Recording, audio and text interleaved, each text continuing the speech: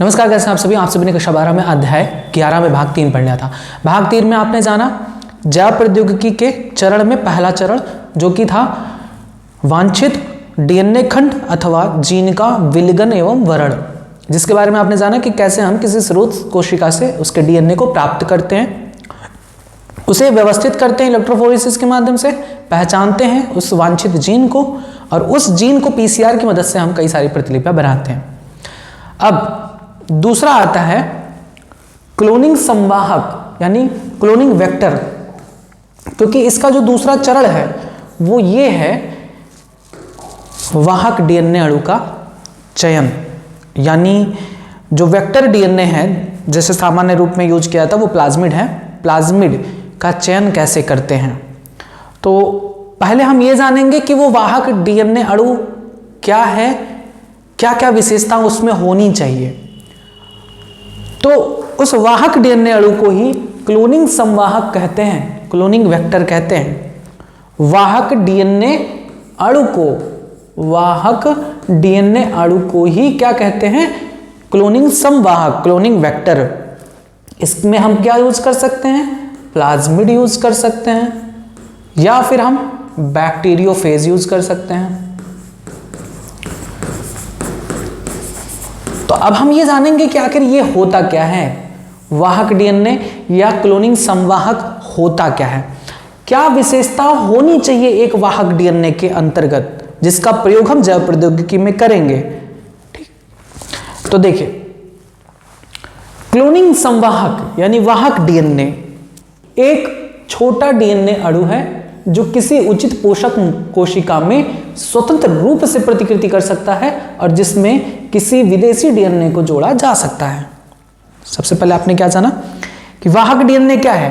वाहक DNA DNA का ही एक छोटा अणु है। वाहक डीएनए में मैं प्लाज्मिड का उदाहरण देकर आपको समझाऊंगा कि प्लाज्मिड एक गोलाकार छोटा डीएनए अणु होता है। सबसे बड़ी खास बात यह है कि यह स्वतंत्र रूप से अपनी प्रतिकृति कर सकता है, स्वतंत्र रूप से अपनी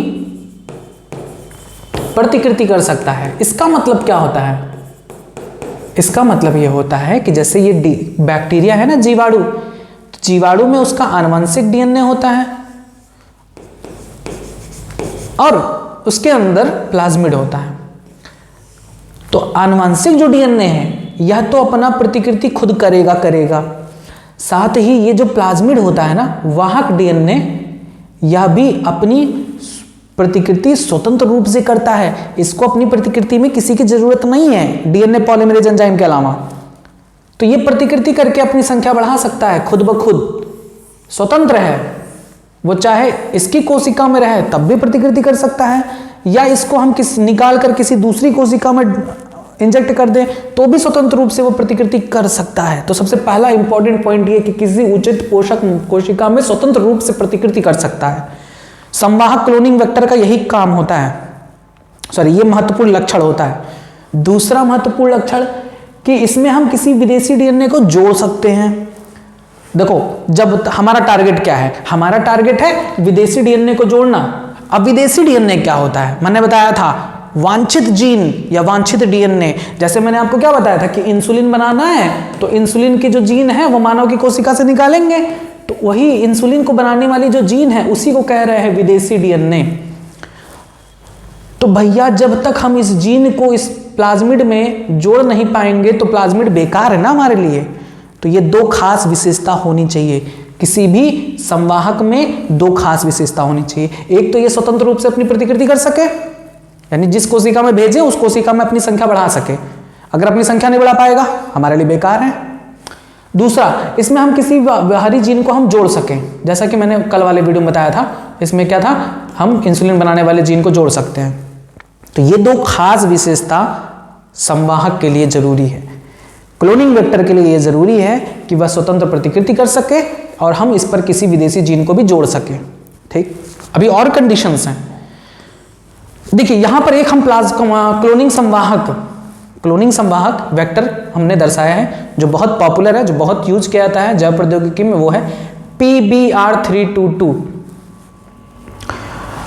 PBr322 ये एक प्लाज्मिड है, प्लाज्मिड वेक्टर। अब यहां पर ध्यान से समझेंगे, प्लाज्मिड की तीन खास बात होनी चाहिए किसी भी वाहक डीएनए अणु की 3 खास बात होनी चाहिए।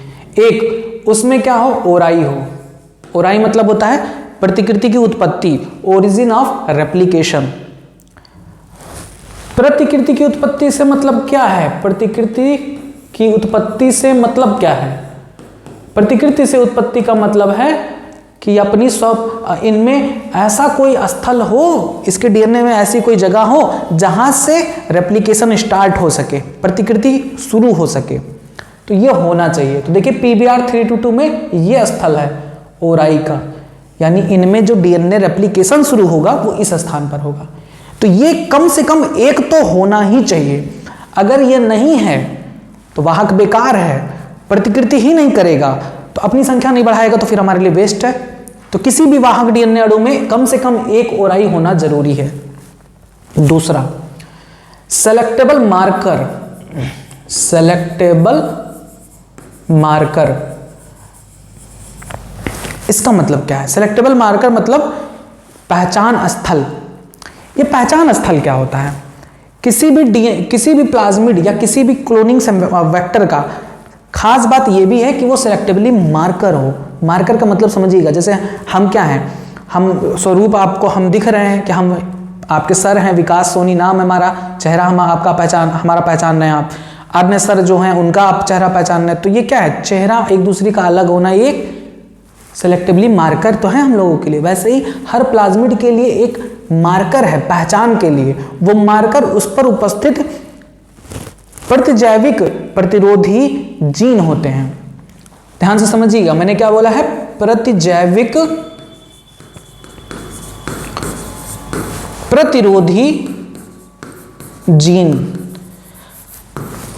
अब देखिए अब जीवाणु माइक्रोस्कोपिक है ना, तो हर जीवाणु को खोल खोल के उसका डीएनए पहचानना बहुत मुश्किल है कि कौन सा वाला है जिसमें हम अपना प्लाज्मिड यूज किए हैं। तो इसके लिए ये जरूरी हो कि उसमें प्रतिरोधी जीन हो, एंटीबायोटिक रेजिस्टेंट जीन। जैसे देखिए इसके पास है एम्पीसिलिन रेजिस्टेंट, AMPR, आर का मतलब होता है रेजिस्टेंस, AMP का मतलब होता है एम्पीसिलिन। तो एम्पीसिलिन एक प्रतिजैविक है, एक एंटीबायोटिक है, एंटीबायोटिक है। तो किसी भी एंटीबायोटिक का उस पर प्रतिरोधी जीन होना आवश्यक है। देखिए इस पर AMPR पाया जा रहा है, TETR पाया जा रहा है। TET का मतलब होता है टेट्रासाइक्लिन और R का मतलब रेजिस्टेंट। तो टेट्रासाइक्लिन भी एक प्रकार का एंटीबायोटिक है। टेट्रासाइक्लिन के प्रतिरोध में भी इसका जीन उपस्थित है इस पर, तो ये दर्शाता है। तो ये एक सेलेक्टिवली मार्कर का काम करता है कि अगर देखो ये कैसे सेलेक्टिबल मार्कर का काम करता है, हम कैसे पहचानेंगे कि माध्यम में PBr 322 है या नहीं? सीधे हम क्या करेंगे, एक फ्लास्क लेंगे, उसमें जीवाणुओं को डालेंगे और उसमें हम क्या डाल देंगे? एम्पीसिलिन एंटीबायोटिक डाल देंगे। तो एम्पीसिलिन एंटीबायोटिक जब डालेंगे तो केवल वही जीवाणु जीवित रह पाएगा जिसके पास ये जीन है, और बाकी सारे जीवाणु मर जाएंगे। तो जो मर गए वो खत्म कहानी। जो जीवित है उसको हम माइक्रोस्कोप से देख के पहचान लेंगे कि यही वाला तो है हमारा प्लाज्मिड जिसमें एम्पीसिलिन रेजिस्टेंस जीन है। तो ये पहचान के लिए है सेलेक्टिवली मार्कर। इसका मतलब आप समझिएगा, ये हर किताब में समझ आना बहुत मुश्किल है। इस टॉपिक को समझने में मुझे भी बहुत समय लगा था, इसलिए मैं आपको जूझ रहा हूं कि आप समझ जाओ किसी तरीके से ये है क्या। फिर से मैं कोशिश करता हूं कि एक प्लाज्मिड में ये क्या होते हैं, रेजिस्टेंस जीन। प्लाज्मिड में ये रेजिस्टेंस जीन इसलिए होते हैं कि इस पर वो एंटीबायोटिक का कोई असर ना पड़े। जैसे यहां पर लिखा है ना AMPR, एम्पीसिलिन रेजिस्टेंस जीन इसके पास है। अगर इस बैक्टीरिया में हम एम्पीसिलिन अगर हम एंटीबायोटिक डाल दें तो ये मरेगा नहीं। क्यों नहीं मरेगा? क्योंकि ये इसके प्रति प्रतिरोध है, इसके पास रेजिस्टेंस जीन है, इस एंटीबायोटिक का इस पर कोई असर नहीं पड़ेगा। देखिए इस वाले के पास टेट्रासाइक्लिन रेजिस्टेंस जीन भी है। अगर हम इसके मीडियम में टेट्रासाइक्लिन भी डाल दें, टेट्रासाइक्लिन अगर हम एंटीबायोटिक भी ऐड कर दें तो भी इसका इस पर असर नहीं पड़ेगा, क्योंकि ये इसके पास टेट्रासाइक्लिन रेजिस्टेंस जीन है। लेकिन अगर हम इसमें पेनिसिलिन डाल दें, पेनिसिलिन अगर हम डाल देंगे तब ये तो ये खत्म हो जाएगा, क्योंकि इसके पास पेनिसिलिन का रेजिस्टेंस जीन नहीं है। बात समझ में आई? तो ये सेलेक्टेबल मार्कर का काम करते हैं, ये मार्का होते हैं कि अगर जीवाणुओं के झुंड में इसको पहचानना हो तो कैसे पहचानोगे? जीवाणुओं के झुंड में मान लो ये एक है, मान लो कि जीवाणुओं के झुंड में ये जीवाणु हैं, इनमें एक ये है, तो कैसे पहचानोगे कि ये हैं इनमें माध्यम में? चुपचाप इसमें क्या डाल दो? टेट्रासाइक्लिन। टेट्रासाइक्लिन डाल दो। वे जीवाणु जिनमें टेट्रासाइक्लिन रेजिस्टेंस जीन नहीं है वो सारे मर जाएंगे। मान लो कि ये इसमें था और इसके पास टेट्रासाइक्लिन रेजिस्टेंस जीन है, तो ये टेट्रासाइक्लिन इसे मार नहीं पाएगा, ये जीवित रहेगा माध्यम में। तो हम इसको माइक्रोस्कोप से पहचान लेंगे। क्लियर है बात? तो यही होता है सिलेक्टेबल मार्कर। ठीक। तीसरा जो सबसे इंपॉर्टेंट पॉइंट कि तीसरा क्या होना चाहिए, तीसरा मुख्य लक्षण कि किसी भी प्लाज्मिड में किसी भी संवाहक में क्या होना चाहिए, तो होना चाहिए प्रतिबंधन स्थल यानी क्लोनिंग साइट। क्लोनिंग साइट होना चाहिए, क्लोनिंग साइट होना चाहिए, यानी एक ऐसा स्थल जहां पर प्रतिबंधन एंडोन्यूक्लीज इसे काट सके, जिससे जो हमारी वांछित जीन है, जैसे इंसुलिन को बनाने वाला जीन है, इंसुलिन बनाने वाला जो जीन है उसको हम इसमें जोड़ सकें। तो ये भी होना जरूरी है। अगर क्लोनिंग साइट ही नहीं होगा, यहाँ पर हम किसी अलग जीन को, विदेशी जीन को नहीं जोड़ पाएंगे, तो ये संवाहक हमारे लिए बेकार है ना। हम वाहक क्यों यूज कर रहे हैं? जिससे कि हम जीन को उसमें जोड़ें और किसी कोशिका में भेजें। तो कम से कम इसमें एक क्लोनिंग साइट होना जरूरी है। और देखिए इसमें कई सारे हैं, देखिए इसमें कई सारे प्रतिबंधन एंडोन्यूक्लियस वर्क कर सकते हैं। हिंद सेकंड कर सकता है, CLA फर्स्ट कर सकता है, EcoR1 कर सकता है, PVU1 कर सकता है, PSTL1 कर सकता है, BAM-H1 भी काम कर सकता है, SAL1 काम कर सकता है, PULL भी काम कर सकता है। तो बहुत सारे इस पर क्लोनिंग साइट होते हैं, अलग अलग हम प्रतिबंधन एंडोन्यूक्लियस एंजाइम की मदद से इसे काट सकते हैं। क्लियर है बातें? आइए, उम्मीद है कि आपको ये चीज़ें समझ में आई हैं। जब तक ये चीज़ें नहीं समझोगे बेकार है आपका पढ़ना आगे का, क्योंकि ये सब बहुत इंपॉर्टेंट है। भाई आप खुद सोचो, हम एक वाहक प्लाज्मिड को क्यों यूज करेंगे? क्यों यूज करेंगे? सिंपल सी बात, हमको एक फॉरेन जीन को पहुंचाना है किसी पोषक कोशिका में, हमको इंसुलिन बनाने वाला जीन पहुंचाना है। तो जीन तभी पहुंचेगा जब इसमें कुछ खास बातें होंगी इस प्लाज्मिड में। पहली बात यह कि ये स्वप्रतिकृति कर सके, स्वतंत्र रूप से अपनी संख्या बढ़ा सके, एक ये खास बात होनी चाहिए। दूसरा, इसमें हम किसी फॉरेन DNA को जोड़ सकते हैं। और तीसरा, कम से कम एक तो ओराई स्थान हो, एक ओराई स्थान हो जहां से ये अपनी प्रतिकृति शुरू कर सके। दूसरा, सेलेक्टिवली मार्कर हो कि हम इसको झुंड में पहचान सकें, कम से कम एक ऐसा लक्षण हो जिससे हम झुंड में पहचान सकें। क्या लक्षण हो? वो एंटीबायोटिक रेजिस्टेंट जीन उसमें पाया जाए, एंटीबायोटिक रेजिस्टेंट जीन पाया जाए, AMPR पाया जाए, या फिर इसमें जैसे वहाँ पर लिखा हुआ है टेट्रासाइक्लिन रेजिस्टेंस पाया जाए। और तीसरा प्रमुख बात यह है कि इसमें कम से कम एक क्या हो? क्लोनिंग साइट हो, क्लोनिंग साइट हो, जिससे हम उस फॉरेन जीन को जोड़ सकें। क्लियर? आइए देखें, प्लाज्मिड तथा बैक्टीरियोफेज के DNA का वाहक DNA के रूप में हम प्रयोग कर सकते हैं, लेकिन आज भी प्लाज्मिड का ही सबसे ज्यादा प्रयोग किया जाता है। प्लाज्मिड में क्लोनिंग हेतु क्या विशेषताएं हैं? तो वैज्ञानिकों ने प्लाज्मिड का उपयोग आनुवंशिक पदार्थ के परिचालन में किया है। आनुवंशिक पदार्थ के परिचालन में यानी वांछित जीन को किसी कोशिका में पहुंचाने के लिए किया है। प्लाज्मिड क्या है? तो प्लाज्मिड DNA के छल्लेनुमा रचनाएं हैं, ऐसे गोल गोल छल्लेनुमा रचनाएं हैं जो जीवाणुओं में मुख्य जीनोम के अतिरिक्त पाए जाते हैं। इस बात को भी ध्यान रखिएगा, यह क्वेश्चन पूछा गया है कि प्लाज्मिड क्या है। तो मुख्य जीनोम के अतिरिक्त, मुख्य जीनोम के अतिरिक्त का मतलब समझिएगा कि एक बैक्टीरिया है उसमें मुख्य जीनोम तो उसका खुद का DNA है ना, तो ये DNA अलग है, ये मुख्य जीनोम है। ये क्या है? मुख्य जीनोम है। इसके अतिरिक्त एक और कोश DNA पाया जाता है गोलाकार, इसे हम प्लाज्मिड कहते हैं। इसे हम क्या कहते हैं? Extra chromosomal DNA। Plasmid is extra chromosomal DNA, note कर लीजिए। ठीक, इनमें लैंगिक कारक, प्रतिजैविकता तथा भारी धातुओं के लिए प्रयोगक जीन, प्रदूषण विघटन, नाइट्रोजन स्थिरीकरण आदि के जीन होते हैं। इनमें प्रतिरोधकता के विरुद्ध जीन होते हैं, भारी धातुओं के विरुद्ध जीन होते हैं, प्रदूषण के विरुद्ध जीन होते हैं, नाइट्रोजन स्थिरीकरण करने वाले जीन होते हैं। काफी विशेषताएं प्लाज्मिड में पाई जाती हैं। ये जीवाणु के डीएनए के नियंत्रण बिना स्वतंत्र रूप से प्रतिकृति करते हैं, यानी इस डीएनए के बिना भी ये स्वतंत्र रूप से अपनी संख्या बढ़ा सकते हैं, प्रतिकृति करते हैं।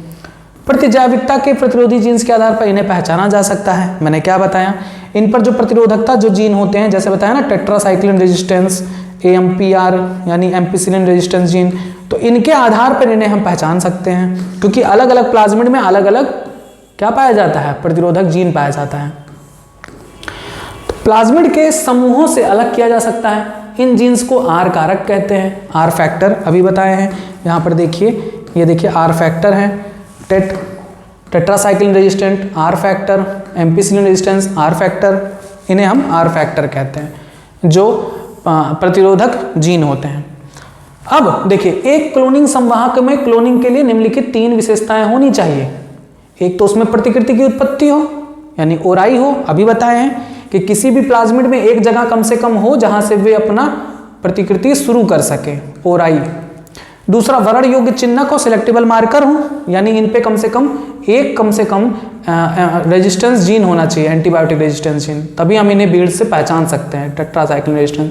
प्रतिबंधन क्लोनिंग स्थल हो, ऐसी स्थल हो जहां से हम इसको काट सकें रेस्ट्रिक्शन एंडोन्यूक्लियस एंजाइम से, और यहां पर हम फॉरेन डीएनए को जोड़ सकें, कम से कम ये होना चाहिए, बस। ठीक है, बात क्लियर। इतनी विशेषताएं कम से कम होनी चाहिए एक संवाहक में। अब देखिए, एक एक को विस्तृत रूप से यहां पर समझाया गया है कि ये प्रतिकृति की उत्पत्ति क्या है, ओरिजिन ऑफ रेप्लिकेशन, जिसे शॉर्ट फॉर्म में ओराई कहते हैं, ये क्या है। तो मैंने बताया ना, कुछ नहीं है, दुनिया भर की बातें लिखी हैं, उन सबसे मतलब नहीं है। चुपचाप इतना जानो कि एक प्लाज्मिड में वो स्थान जहां से उसका रेप्लिकेशन शुरू होता है, ओराई कहलाता है, प्रतिकृति जहां से शुरू होता है। ये सब तो पता है ना कि प्रतिकृति रेप्लिकेशन क्या होता है, नहीं तो पता चला हम बोल रहे हैं आपको समझ ही ना पाओ। चैप्टर 6 देख लेना, वहां पर बताए हैं। रेप्लिकेशन, प्रतिकृति का मतलब होता है डीएनए से डीएनए का बनना। तो प्रत्येक प्लाज्मिड में कम से कम एक ऐसा नाइट्रोजनी क्षार अनुक्रम होता है जहां से डीएनए की प्रतिकृति प्रारंभ हो, और एक प्लाज्मिड 2 में गुणित हो जाता है। अगर किसी बाह्य विदेशी डीएनए के खंड को प्लाज्मिड में निवेशित कर दिया जाए, तो इस प्लाज्मिड को पोषक कोशिका के अंदर प्रवेश करा दिया जाए, तो प्लाज्मिड के साथ साथ विदेशी डीएनए भी प्रतिकृति हो जाएगा। अब मान लो कि इसके हम इस जगह पर किसी इंसुलिन बनाने वाले जीन को अगर हम जोड़ दें, तो जब ये प्रतिकृत होगा तो इंसुलिन बनाने वाला जीन भी तो प्रतिकृत होगा, तो एक जीन से 2 जीन बन जाएगा। अतः प्रतिकृति की उत्पत्ति वाले प्लाज्मिड संवाहक युक्त रिकॉम्बिनेंट डीएनए की बहुत सी प्रतिलिपियां प्राप्त की जा सकती हैं। नेक्स्ट, वरण योग्य चिन्हक, मैंने बताया ना सेलेक्टेबल मार्कर क्या है। तो दुनिया भर की बातें पढ़ने से अच्छा जितना मैं बोल रहा हूं माइंड में नोट कर लो। सेलेक्टेबल मार्कर यानी वरण योग्य चिन्हक क्या है, भीड़ में से हम किसी बैक्टीरिया को पहचान सके, ऐसा उसमें कुछ लक्षण हो। तो लक्षण क्या हो, वो एंटीबायोटिक रेजिस्टेंस, प्रतिरक्षी के प्रतिरोध में हो, यानी एंटीबायोटिक का उस पर कोई असर ना पड़े। ठीक है, प्रतिरक्षी नहीं प्रतिजैविक होगा, गलती हो गई। प्रतिजैविक के प्रति प्रतिरोध प्रदर्शित करें, जैसे AMPR यानी एम्पिसिलिन का इस पर कोई असर नहीं पड़ेगा, TTR यानी टेट्रासाइक्लिन का इस पर कोई असर नहीं पड़ेगा। तो कम से कम एक जीन तो होना चाहिए। संवाहक पर कुछ ऐसे जीन्स होने आवश्यक हैं जिनकी उपस्थिति को संवाहक के साथ पोषक कोशिका में उपस्थिति को ज्ञात किया जा सके, हम भीड़ में इसको पहचान सके। इसके लिए एक चिन्ह होना चाहिए। पोषक की रूपांतरित कोशिकाओं को पहचाना जा सकता है, इन कोशिकाओं में रिकॉम्बिनेंट डीएनए होता है, पता चल जाएगा। पोषक की अरूपांतरित कोशिकाओं को पहचान कर समाप्त किया जा सकता है, यानी एक झुंड है जीवाणुओं का, उनमें से हम फालतू जीवाणुओं को कैसे मारेंगे, हमें चाहिए ये, केवल ये वाला हमको जीवाणु चाहिए जिसके पास ये डीएनए हो। तो हम इस भीड़ में उपस्थित जो जीवाणु हैं उनको कैसे मारेंगे, चुपचाप क्या करेंगे, इसमें वो एंटीबायोटिक डालेंगे जिसका जीन इसके पास है। जैसे इसके पास मान लो एम्पिसिलिन वाला जीन है, तो इस माध्यम में हम एम्पिसिलिन डाल देंगे, एम्पिसिलिन एंटीबायोटिक डाल देंगे। तो इससे जो जीवाणु अन्य हैं जिनके पास एम्पिसिलिन रेजिस्टेंस जीन नहीं है वो तो मर जाएंगे, बचेगा क्या, शुद्ध ये प्लाज्मिड जो हमें चाहिए। तो पोषक की रूपांतरित कोशिकाओं को अलग करके वृद्धि माध्यम में उनको बढ़ाया जा सकता है। अब इस पोषक कोशिका में, पोषक माध्यम में हमें जो वांछित जो बैक्टीरिया है उसको हम निकालेंगे, शुद्ध करेंगे और सिर्फ उसी को हम वृद्धि कराएंगे, फालतू की जीवाणु को हम वृद्धि नहीं कराएंगे। एम्पिसिलिन, टेट्रासाइक्लिन, कैनामाइसिन, क्लोराम्फेनिकोल आदि एंटीबायोटिक्स के प्रति प्रतिरोध प्रदान करने वाले जीन्स को वरण योग्य चिन्हक कहते हैं। मैंने क्या बताया, सभी प्रतिजैविक के प्रतिरोध को प्रदर्शित करने वाला जो जीन है उसी को हम सिलेक्टेबल मार्कर कहते हैं। जैसे एम्पिसिलिन को रेजिस्टेंस कर रहा है तो इसको हम सिलेक्टेबल मार्कर कहेंगे, टेट्रासाइक्लिन को ये प्रतिरोध दर्शा रहा है तो इसे हम सिलेक्टेबल मार्कर कहेंगे।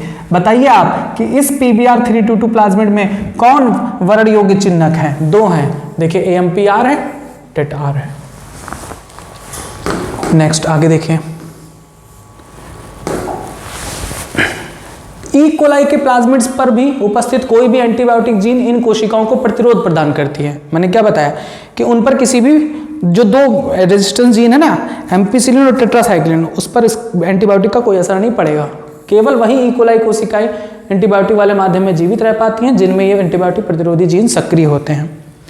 क्लोनिंग या प्रतिबंधन स्थल, कम से कम एक स्थल तो होना चाहिए जहां पर हम किसी विदेशी जीन को जोड़ सकें। तो देखो बहुत सारे हैं, यहाँ पर EcoR1 साइट है, हम EcoR1 प्रतिबंधन एंडोन्यूक्लियस एंजाइम से इसको काट सकते हैं कि नहीं काट सकते हैं। यहाँ पर हम फारन जीन को जोड़ सकते हैं। यहाँ पर देखिए CLA first, Hind third, BAM-H1, इन सभी के इन सभी के संबंधित यहाँ पर साइट हैं जहाँ पर इन्हें काटा जा सकता है, और काटने के बाद हम फॉरेन जीन को हम लाइगेट करा सकते हैं लाइगेज एंजाइम की मदद से। ठीक, क्लोनिंग या प्रतिबंधन स्थल क्या होता है कि प्लाज्मिड पर विजातीय या विदेशी DNA के साथ जुड़ने के लिए प्रतिबंधन एंजाइम पहचाने गए स्थलों को प्रतिबंधन स्थल यानी क्लोनिंग साइट कहते हैं। क्लोनिंग साइट क्या होते हैं? वे स्थल जहां पर क्या कर सके, प्रतिबंधन एंडोन्यूक्लियस इन्हें काट सके। समझ में आया? प्रतिबंधन एंडोन्यूक्लियस भी अलग अलग होते हैं जिनके बारे में आपको बताए हैं, तो वे इन्हें काट सकें। जैसे EcoR1 है, वो इसको कहां पर काटेगा?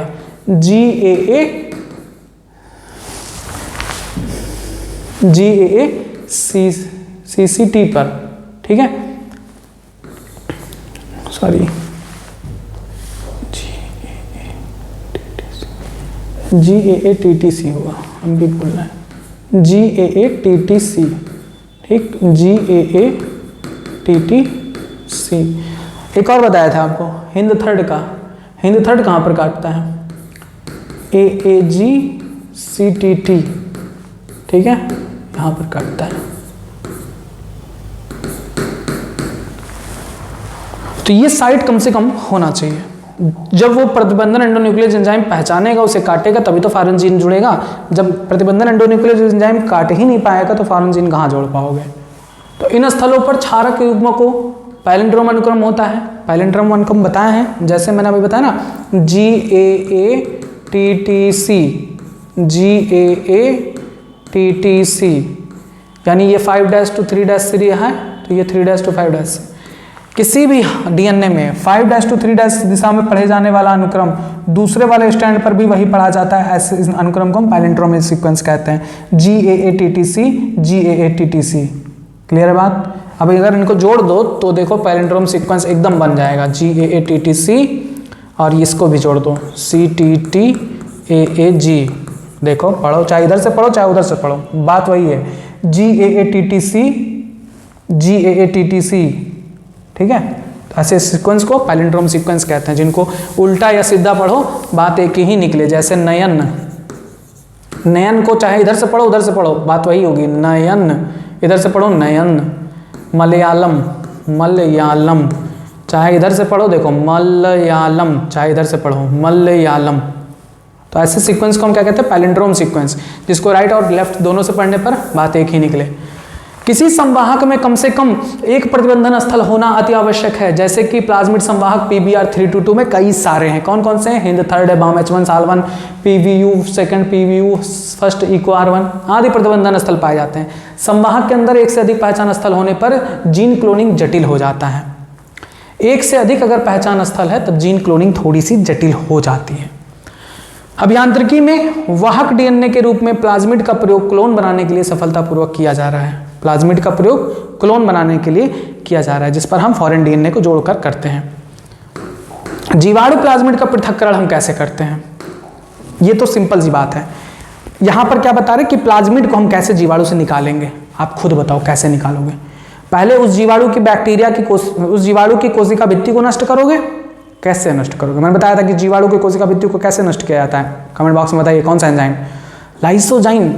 तो यहाँ पर देखिए प्रोकैरियोटिक कोशिका को अपमार्जक के साथ उपचारित करते हैं, इससे कोशिका भित्ति और कोशिका कला घुल जाती है। अपमार्जक के रूप में वहाँ पर लाइसोजाइम यूज करते हैं जो लाइसेट कर देता है, ठीक, और उसके बचे हुए घोल को लाइसेट कहते हैं। अब जब हम उसके कोशिका भित्ति को गला देंगे तो अंदर का सारा प्लाज्मिड डीएनए, गुणसूत्री डीएनए आदि अणु क्या होंगे? बाहर आ जाएंगे। इस घोल को हम लाइसेट कहते हैं। अब लाइसेट में हम एसिटिक अम्ल डालेंगे। एसिटिक अम्ल सिरका, अब सिरका ही नहीं डाल देते हैं, वो शुद्ध एसिटिक एसिड होता है, उसमें हम लाइसेट में एसिटिक अम्ल डालते हैं। एसिटिक अम्ल डालने से क्या होता है? इससे गुणसूत्रीय डीएनए और कुछ प्रोटीन के अणु प्रक्षेपित अलग हो जाते हैं। बहुत तीव्र वेग से हम इसे सेंट्रीफ्यूज करते हैं, घुमाते हैं, जिससे साफ लाइसेट बच पाता है, जिसमें प्लाज्मिड डीएनए, कुछ आरएनए, प्रोटीन आदि मिलते हैं। इस लाइसेट में हम आरएनए को नष्ट करने के लिए आरएनएज एंजाइम डाल देंगे, प्रोटीन को नष्ट करने के लिए प्रोटीएज डाल देंगे, ठीक। अब जो बचा हुआ सॉल्यूशन है उसमें हम फिनोल डालेंगे। फिनोल पानी के 2 स्तर बन जाते हैं, फिनोल के डालने से पानी के 2 स्तर बन जाते हैं। तो जो पानी का स्तर बनता है उसमें प्लाज्मिड डीएनए पाया जाता है, हम शुद्ध रूप में प्लाज्मिड डीएनए प्राप्त कर सकते हैं। फिनोल स्तर को अलग कर लेते हैं, पानी के स्तर को अलग कर लेते हैं, और पानी के स्तर में हम क्या डालेंगे? अल्कोहल। आपको पता है कौन सा अल्कोहल? Chilled ethanol. उसको डालेंगे तो जो डीएनए समुच्चय है वो प्राप्त हो जाता है। अब इस डीएनए का प्रयोग हम आवश्यकता अनुसार कर सकते हैं। कौन सा डीएनए? प्लाज्मिड डीएनए, बैक्टीरिया से निकाला गया प्लाज्मिड डीएनए। अब आता है आपका दूसरा चरण। प्लाज्मिड डीएनए तो आपने निकाल लिया, अब हम करेंगे वाहक डीएनए अणु का चयन कि वाहक डीएनए कौन सा होना चाहिए, हम उसको छांटेंगे। उपर्युक्त विधि से अलग किए गए वांछित डीएनए को किसी अन्य डीएनए अणु से जोड़कर पुनर्योगज डीएनए अणु का निर्माण किया जाता है। वांछित डीएनए खंड को विजातीय डीएनए कहते हैं और जिस डीएनए अणु से जोड़ा जाता है उसे वाहक डीएनए कहते हैं। मैंने बताया प्लाज्मिड प्राप्त कर लिए हैं वो, तो अब इस प्लाज्मिड पर हम क्या करेंगे? वांछित डीएनए जोड़ेंगे। उस वांछित डीएनए को क्या कहते हैं? Foreign DNA.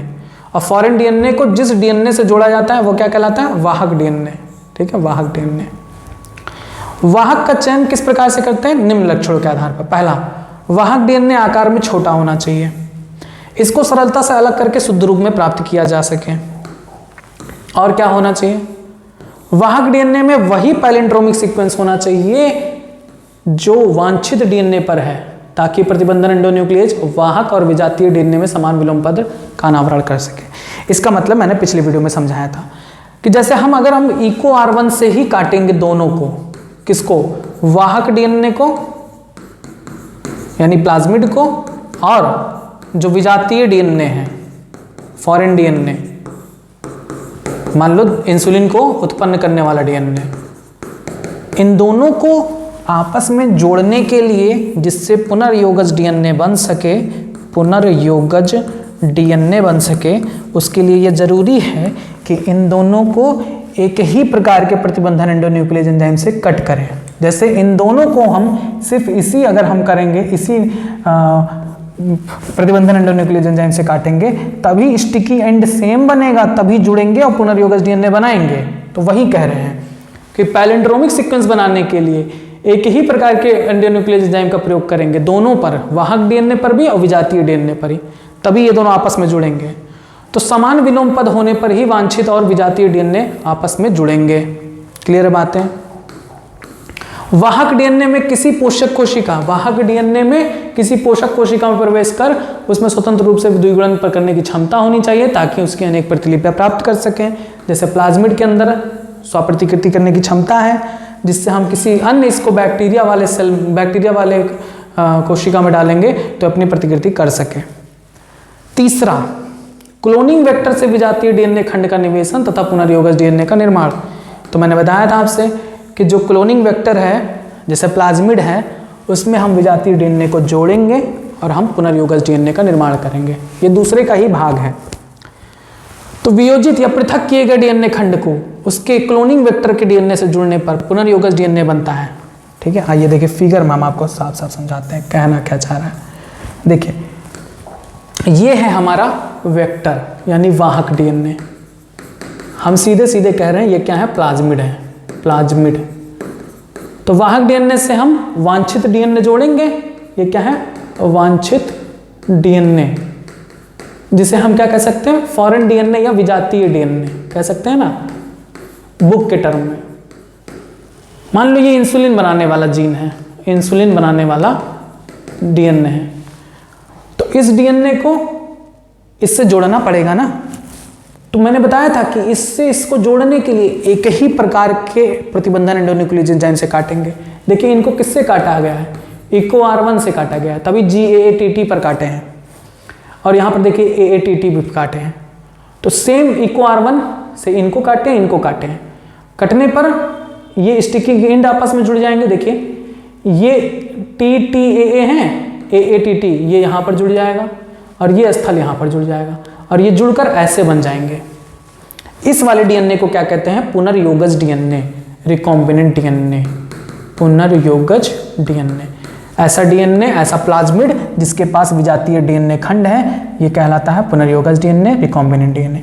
अब इस डीएनए को हम बैक्टीरिया में ट्रांसफर कर देंगे, तो ये बैक्टीरिया, चूंकि ये प्लाज्मिड अपनी प्रतिकृति कर सकता है स्वतंत्र रूप से, अब जैसे जैसे कोशिका विभाजित होगी ये भी अपनी संख्या बढ़ाएंगे और इंसुलिन बनाएंगे। बस देखिए,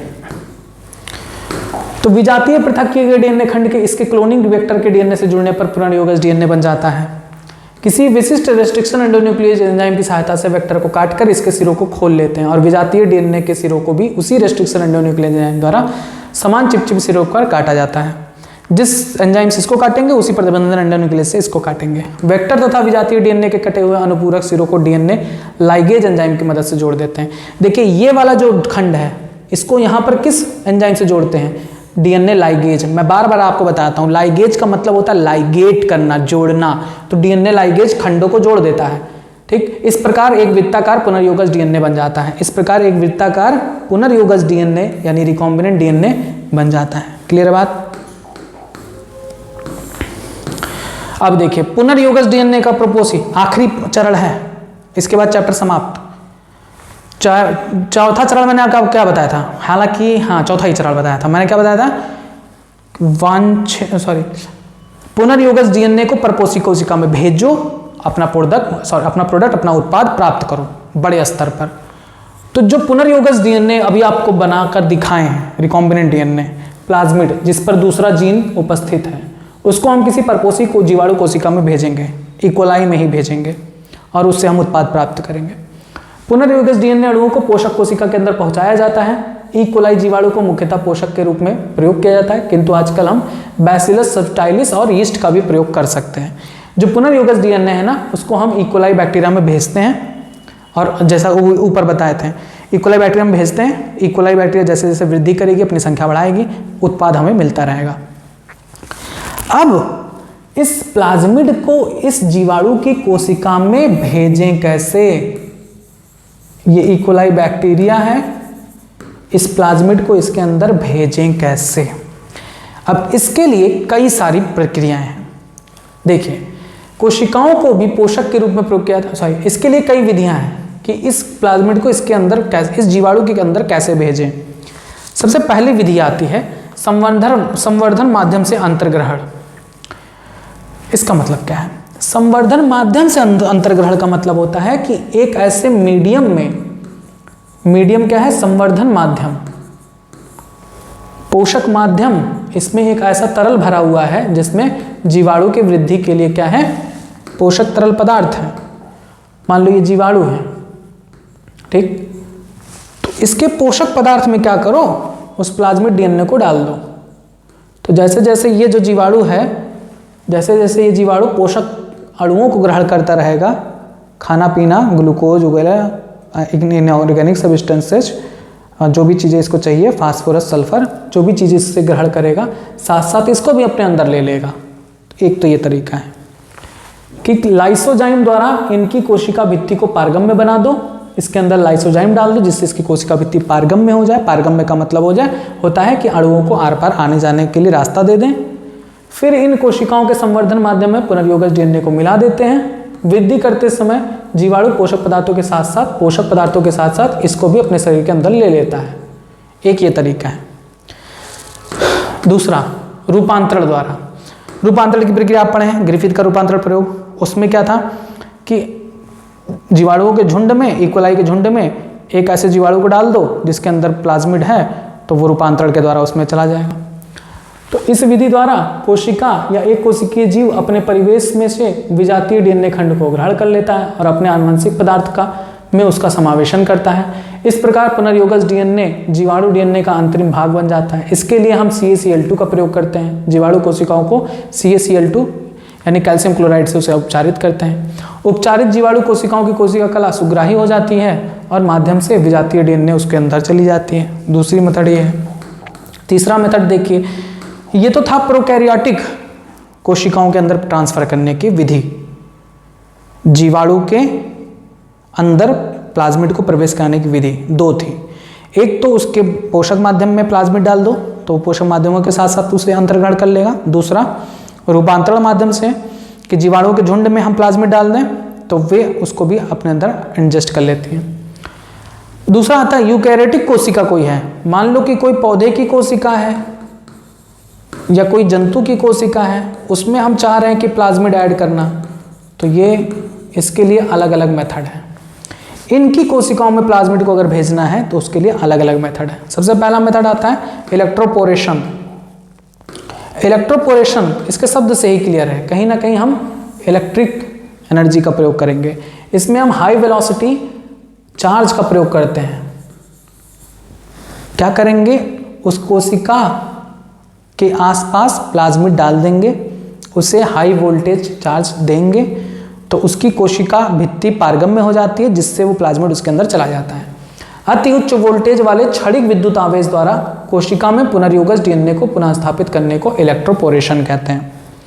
प्रोटोप्लास्ट नग्न कोशिकाओं को पुनर्योगज डीएनए वाले आयनिक विलयन में निलंबन करते, जिससे इनका इलेक्ट्रोपोरेशन हो जाता है। देखें क्या करेंगे कि नग्न जो कोशिकाएं हैं, जैसे पौधे की कोशिका है तो उसमें सेलुलोज एंजाइम डाल दो, उसकी कोशिका भित्ति गल जाएगी, नग्न कोशिका हो जाएगी। उसके अंदर हम रिकॉम्बिनेंट डीएनए कैसे पहुंचाएंगे, आसपास रिकॉम्बिनेंट डीएनए हम छोड़ देंगे, इसको हम high velocity charge electric pulse देंगे, जिससे इसकी जो कोशिका भित्ति है वो सुग्राही हो जाती है, अंदर इसके पोर्स खुल जाते हैं और जो प्लाज्मिड डीएनए है, रिकॉम्बिनेंट डीएनए वो इसके अंदर पहुंच जाते हैं। एक ये मेथड है। दूसरा मेथड माइक्रो इंजेक्शन। तो माइक्रो इंजेक्शन एक प्रकार की टूल है, एक क्या है, टूल है जिसकी मदद से हम किसी वांछित रिकॉम्बिनेंट डीएनए को रिकॉम्बिनेंट डीएनए को हम किसी कोशिका में भेजते हैं। माइक्रो मैनिपुलेटर्स की सहायता से कोशिकाओं के केंद्रक, निषेचित अंडे के केंद्रक या एक या द्विकोशिकीय भ्रूण में फॉरेन डीएनए को पहुंचाने की तकनीक को माइक्रो इंजेक्शन कहते हैं। ये एक इंजेक्शन ही है लेकिन माइक्रो इंजेक्शन है, बहुत सूक्ष्म है। माइक्रो इंजेक्शन असेंबली में एक निम्न आवर्धन वाला स्टेरियोस्कोपिक डाइसेक्टिंग माइक्रोस्कोप और दो मैनिपुलेटर्स होते हैं। माइक्रोस्कोप द्वारा वो डीएनए पुनः स्थापन की प्रक्रिया के समय कोशिका अंडाणु को देखते रहते हैं और कोशिका को देखते हुए उसके अंदर हम प्रवेश कराते हैं। यहाँ पर फिगर दिया गया है, देखिए ये एक कोशिका है, इसके अंदर हमें क्या करना है, डीएनए भेजना है, तो हम माइक्रो इंजेक्शन का प्रयोग करते हैं जिसके अंदर फॉरेन डीएनए, इसके अंदर फॉरेन डीएनए है, इसको इसके केंद्रक में इंजेक्ट करते हैं नीडल को और इससे हम विजातीय फॉरेन डीएनए को भेज सकते हैं। एक ये तरीका होता है, ठीक। अच्छा, इस तरीके का उपयोग पता है किस में करते हैं, ICSI में भी करते हैं, इंट्रासाइटोप्लाज्मिक स्पर्म इंजेक्शन में भी करते हैं। अंडाणु में स्पर्म को भेजने की भी प्रक्रिया इसी के माध्यम से करते हैं। दूसरा देखिए माइक्रो प्रोजेक्टाइल या बायोलिस्टिक या पार्टिकल बम्बार्डमेंट गन मेथड, ये बहुत इंपॉर्टेंट है। यहाँ पर सिर्फ एक क्वेश्चन पूछा जाता है कि इस गन मेथड में, बम्बार्डमेंट गन मेथड में हम कौन सा तत्व यूज करते हैं, तो या तो टंगस्टन यूज कर सकते हैं या तो गोल्ड यूज कर सकते हैं, गोल्ड, सोना, स्वर्ण, ठीक है। तो टंगस्टन का प्रयोग किया जाता है या सोने का प्रयोग किया जाता है। इसमें क्या करते हैं कि जो उसकी बुलेट होती है, गन की जो बुलेट है, उसमें हम डीएनए को लेपित कर देते हैं, ठीक, और उसे हम अत्यधिक गति पर अपकर्षण करके पादप कोशिका में प्रविष्ट करा सकते हैं। इस तकनीक की खोज प्रोफेसर स्टैनफोर्ड और उनके सहयोगियों ने 1987 में किया था। इस तकनीक को हम कई नामों से जानते हैं, पार्टिकल्स बम्बार्डमेंट भी कहते हैं, पार्टिकल गन विधि भी कहते हैं, बायोलिस्टिक प्रोसेस भी कहते हैं, माइक्रो प्रोजेक्टाइल बम्बार्डमेंट भी कहते हैं। माइक्रो प्रोजेक्टाइल 1 से 3 माइक्रोमीटर वाले व्यास वाले जो कण हैं उनको टारगेट प्लांट सेल में तीव्र गति से माइक्रो प्रोजेक्टाइल बुलेट द्वारा पहुंचाया जाता है। ये अखंडित पादप ऊतकों की कोशिका भित्ति को भेद कर पौधे की कोशिका भित्ति को पार करके प्रोटोप्लास्ट में पहुंच जाते हैं और वहां हमें जो रिकॉम्बिनेंट डीएनए उसको पहुंचा देते हैं। ये तकनीक उन पादपों के लिए अधिक उपयुक्त है जिनमें पुनर्जनन नहीं होता और ना ही एग्रोबैक्टीरियम के माध्यम से जीन ट्रांसफर होता है। वैज्ञानिकों ने एलियम सीपा की एपिडर्मल कोशिकाओं, चावल, गेहूं, कॉर्न यानी मक्का, जीवाणु कोशिकाओं के साथ साथ मानव व जंतु कोशिकाओं में फॉरेन डीएनए का निकास सफलतापूर्वक इस विधि से किया गया। देखिए ये सब मशीनें हैं, हमने भी नहीं यूज किया है, ना आप कभी यूज कर पाओगे बस इसको समझना है। ये एक जीन गन है, बैरल है, जिसमें plastic disc with DNA coated gold particle, plastic disc लगा होता है जिसके अंदर डीएनए उसके गोल्ड पार्टिकल्स पर चिपका होता है।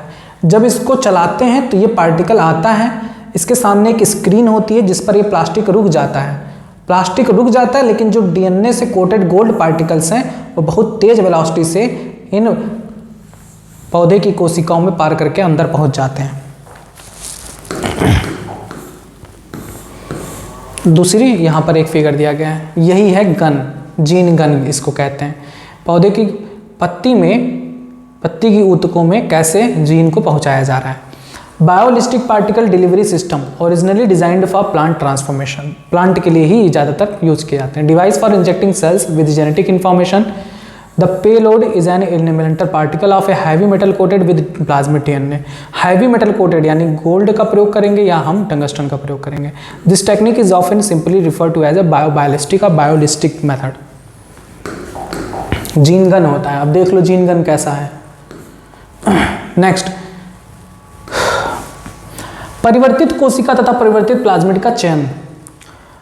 जो कोशिका जिसके अंदर हम प्लाज्मिड भेजे हैं उसका चयन कैसे करेंगे, तो उसको चयन करने के लिए हम क्या करेंगे, उस एंटीबायोटिक को उस मीडियम में डालेंगे जिसका रेजिस्टेंट जीन उसमें उपस्थित हो, तो वो बचा रह जाएगा, बाकी सारी जीवाणु नष्ट हो जाएंगे। पुनर्योगित डीएनए वाली बैक्टीरियल कोशिकाओं को तथा उनसे पुनर्योगित डीएनए प्लाज्मिड को पहचानने के लिए वेक्टर में पेनिसिलिन प्रतिरोधी जीन का समावेश करते हैं। जब जीवाणु कोशिकाओं को एम्पिसिलिन या टेट्रासाइक्लिन युक्त माध्यम में कल्चर किया जाता है तो केवल परिवर्तित जीवाणु कोशिकाएं वृद्धि कर पाती हैं, क्योंकि इनमें एंटीबायोटिक रेजिस्टेंस जीन पाया जाता है। मैंने बताया ना, एम्पिसिलिन रेजिस्टेंस है, AMPR पाया जा रहा, टेट्रासाइक्लिन रेजिस्टेंस यानी TETR पाया जा रहा, किसमें, पुनर्योगज डीएनए में। तो इन एंटीबायोटिक का इस पर कोई असर नहीं पड़ेगा, जो फालतू के जीवाणु हैं वे मर जाएंगे। अतः एम्पिसिलिन युक्त माध्यम में केवल परिवर्तित जीवाणु कोशिकाओं के क्लोन ही बनेंगे। एंटीबायोटिक प्रतिरोधी जीन को मार्कर कहते हैं। सातवां आखिरी, पुनर्योगज डीएनए को पोषक कोशिका में भेज दिए, अब उससे उत्पाद प्राप्त करो। पुनर्योगज डीएनए अणु का क्लोनिंग, जो पुनर्योगज डीएनए है जिस जीवाणु में भेजे हैं उस जीवाणु का उसमें क्या करेंगे, क्लोनिंग करेंगे। 1 से 2 बनाएंगे, 2 से 4 बनाएंगे, 4 से 6 बनाएंगे, 4 से 8 बनाएंगे, 8 से 16 बनाएंगे, 16 से 32, बड़ी संख्या में बनाएंगे और उससे उत्पाद प्राप्त करेंगे। जेनेटिक इंजीनियरिंग का अंतिम चरण पुनर्योगज डीएनए अणु की अनेकानेक प्रतिलिपियां प्राप्त करना है। इसको डीएनए क्लोनिंग या जीन क्लोनिंग कहते हैं। इस क्रिया में पुनर्योजन डीएनए बैक्टीरियल कोशिका के अंदर बारंबार द्विगुणन करता है। ये बार बार द्विगुणन करेगा, अपनी संख्या बढ़ाएगा। ठीक, केवल रूपांतरित जीवाणु कोशिका ही एंटीबायोटिक की उपस्थिति में जी पाती हैं, क्योंकि इनके पास क्या है, एंटीबायोटिक रेजिस्टेंट जीन है, तभी ये जीवित रह पाएंगी, बाकी सारी मर जाती हैं। इन जीवित जीवाणुओं का चयन करके क्लोन लाइब्रेरी बनाई जाती है। एक क्लोन की सभी कोशिकाओं में एक ही प्रकार की पुनर्योजी डीएनए पाया जाता है। ठीक, यही चीज मैंने बताया कि प्लाज्मिड में फॉरेन डीएनए जोड़ें, रिकॉम्बिनेंट डीएनए बना, रिकॉम्बिनेंट डीएनए को पोषी कोशिका में भेजेंगे, पोषी कोशिका विभाजित होगी और विभाजित होकर संख्या बढ़ाएगी। ठीक, अब हम क्या करेंगे, उससे उत्पाद प्राप्त करेंगे। पुनर्योगज डीएनए में विजातीय जीन उत्पाद को प्राप्त करना। तो देखिए, उत्पाद को हम औद्योगिक स्तर पर प्राप्त करेंगे तो उसके लिए हम फर्मेंटर का यूज करते हैं। फर्मेंटर यही है, बायोरिएक्टर जिसे कहते हैं। इसके अंदर देखिए जो घोल दिख रहा है ना, इसमें बहुत सारे बैक्टीरिया हैं। वे बैक्टीरिया अपनी वांछित उत्पाद को बनाती हैं। तो वांछित जीन को क्लोन करने, लक्ष्य प्रोटीन की अभिव्यक्ति को प्रेरित करने वाली परिस्थितियों को अनुकूलतम बनाने के बाद कोई भी इनका व्यापक स्तर पर उत्पादन कर सकता है। लेकिन आपको ये पता होना चाहिए कि जीवाणु अपनी एक अनुकूल परिस्थिति में ही वृद्धि करते हैं। उनको एक अनुकूल तापमान चाहिए, उनको पीएच अपना अनुकूल चाहिए, बहुत सारी ऐसी परिस्थितियां उन्हें अपनी वृद्धि करने के लिए चाहिए। तो उन परिस्थितियों को जब तक आप प्रोवाइड नहीं करोगे वो वृद्धि नहीं करेंगे। यदि आप दूध को में लैक्टोबैसिलस डाल दोगे, जीवाणु को डाल दोगे और उसे फ्रिज में डाल दोगे तो दही बन पाएगा? बहुत कम बनेगा, नहीं जमेगा, क्योंकि जीवाणु को वृद्धि करने के लिए अनुकूल ताप, पीएच, इन सभी की आवश्यकता होती है। हल्का गर्म दूध कहते हैं, हल्का गर्म दूध में जब आप बैक्टीरिया को डालोगे तब उससे दही बनता है। हल्के गर्म दूध में उसका टेम्परेचर उन जीवाणुओं को वृद्धि को बढ़ाता है। तो वो सारी परिस्थितियां देना अनिवार्य है, नहीं तो वृद्धि नहीं, जीवाणु वृद्धि नहीं करेगा। जीवाणु वृद्धि नहीं करेगा तो आपको उत्पाद नहीं मिलेगा। यदि कोई प्रोटीन कूटलेखन जीन किसी विषम जात परपोषी में अभिव्यक्त हो तो इसे पुनर्योगज प्रोटीन कहते हैं। ठीक है, जैसे इंसुलिन का बनना, इंसुलिन इज ए प्रोटीन, तो वो क्या है? पुनर्योगज प्रोटीन कहलाएगा, क्योंकि हम उसे जीन अभियांत्रिकी के माध्यम से बनाए हैं। संवर्धन को वांछित प्रोटीन के निष्कर्षण में प्रयोग कर व पृथक्करण की विभिन्न तकनीकों का प्रयोग कर प्रोटीन का शोधन कर सकते हैं।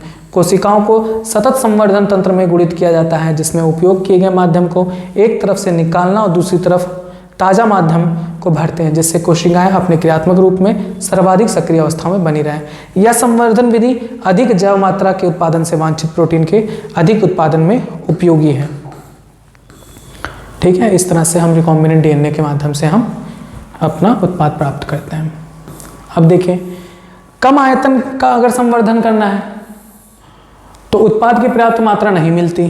कम आयतन में अगर हम संवर्धन करेंगे, हमें औद्योगिक स्तर पर उस उत्पाद को बनाना है, इंसुलिन को औद्योगिक स्तर बनाना है, तब उसके लिए हम क्या करते हैं? अधिक मात्रा में उत्पादन के लिए बायोरिएक्टर का प्रयोग किए जाते हैं। इन्हें हम फर्मेंटर कहते हैं। फर्मेंटर क्या है? एक बड़े बड़े बर्तन हैं स्टील से बने हुए, उन्हें हम बायोरिएक्टर भी कहते हैं। यहाँ इनका संवर्धन अधिक आयतन में 100 से 1000 लीटर में हम संशोधित करते हैं। बायोरिएक्टर क्या है? बायोरिएक्टर एक सिलेंडर है, स्टील का बना हुआ सिलेंडर है, के समान होता है। इसमें सूक्ष्म जीवों, पौधों, जंतुओं अथवा मानव कोशिकाओं को कल्चर किया जाता है, ग्रो कराया जाता है, वृद्धि कराया जाता है पोषक माध्यम में रख के, और उनसे विशिष्ट उत्पाद, वेस्टी एंजाइम आदि को प्राप्त किया जाता है। बायोरिएक्टर में पुनर्योगज सूक्ष्म जीवों से वांछित उत्पाद को पाने के लिए अनुकूल परिस्थितियां दी जाती हैं, जैसे उचित तापमान होना आवश्यक है, पीएच होना उचित आवश्यक है, क्रियाधार यानी सबस्ट्रेट होना आवश्यक है, विटामिन, लवण, ऑक्सीजन आदि होना जरूरी है जो जीवाणु को चाहिए अपने वृद्धि के लिए। सामान्यतः उपयोग में आने वाला जो बायोरिएक्टर होता है वो विलोडन प्रकार का होता है, स्टीयरिंग प्रकार का, जिसका नीचे का सिरा घूमता है। विलोडित बायोरिएक्टर बेलनाकार होते हैं, इनका आधार घुमावदार होता है, इससे रिएक्टर के अंदर की वस्तुएं भली भांति से मिश्रित हो जाए। ये चीज़ इसका घूमता रहता है, जिससे अंदर की सारी चीज़ें मिक्स हो जाए अच्छी तरीके से। ठीक, यही है आपका फर्मेंटर, जो कि लगभग स्टील का बना होता है। इसमें उचित ताप दी जाती है, इसमें उचित पीएच दिया जाता है, क्रियाधार, विटामिन, वे खनिज, लवण जिनकी जीवाणुओं को वृद्धि करने के लिए आवश्यकता होती है, इन्हीं में सब जीवाणु होते हैं। इन्हीं में जीवाणु वृद्धि करते हैं और अपने उत्पाद को बनाते हैं। जैसे इंसुलिन बनाना है तो इंसुलिन बनाने वाले ई कोलाई बैक्टीरिया को इसमें रखेंगे, उससे प्राप्त करेंगे।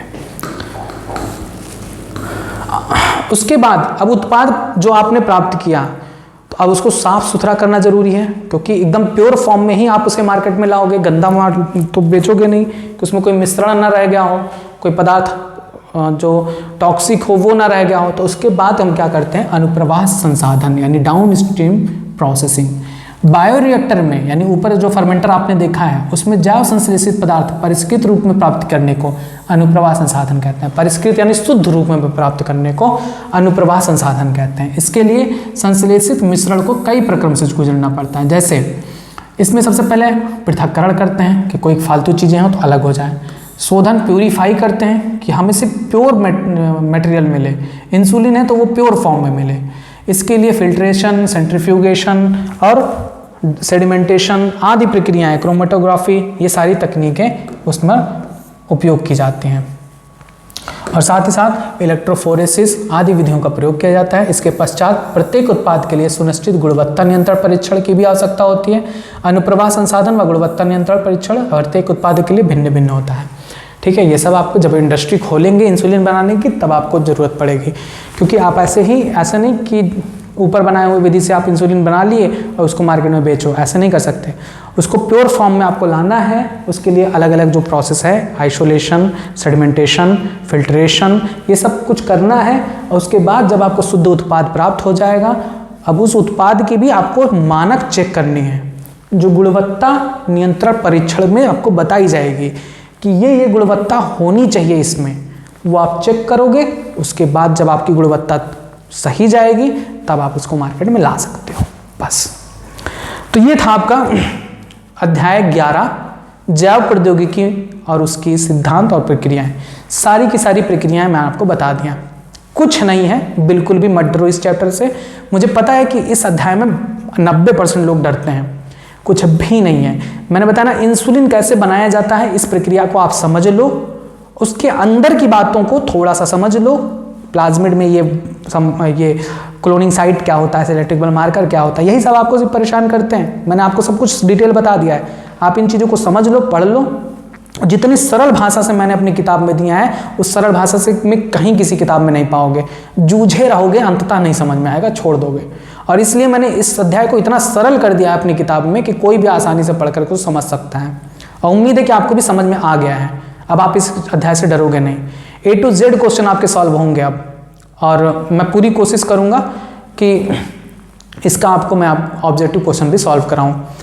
तो उम्मीद है कि आज का आपको टॉपिक समझ में आए। यह अध्याय पूरी तरीके से समाप्त हो चुका है, और नेक्स्ट जो अध्याय होगा, अध्याय 12, कल से आपका शुरू होगा। ठीक है, तब तक आप जुड़े रहें यूट्यूब चैनल बायोइंजीनियरिंग के साथ। धन्यवाद।